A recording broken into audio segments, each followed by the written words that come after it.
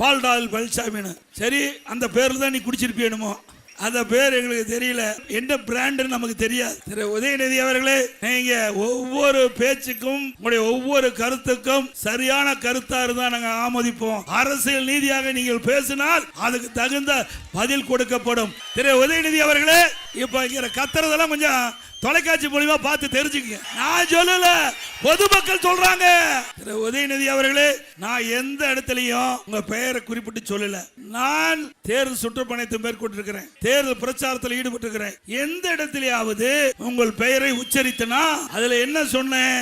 பால்டால் குடித்தவங்க எல்லாம் பஞ்சு டைலாக் பண்ணணும், பால்டால் குடித்தவங்க எல்லாம் பஞ்சு டைலாக் பேசணும். உங்களுக்கு ஏன் கோவம் வருது? குற்றமுள்ள நெஞ்சு தானே குறுகுறுக்கும். நாம ஏதாவது பெயர் சொன்னோமா? அப்புறம் ஏப்பா என்னை பத்தி பேசுற? நான் ஏதாவது பெயரை குறிப்பிட்டு சொல்லி இருந்தா நீங்க பேசுவது சரி. நான் யாருடைய பெயரை குறிப்பிட்டு சொல்லல.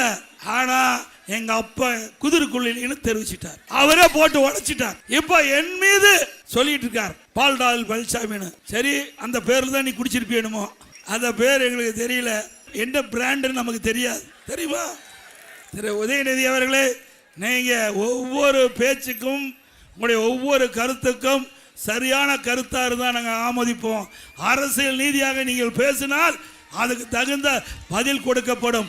தவறுதலாக தனி நபர் விமர்சனம் செய்தால் உங்களை போல் 10 மடங்கு எங்களால் பேச முடியும்.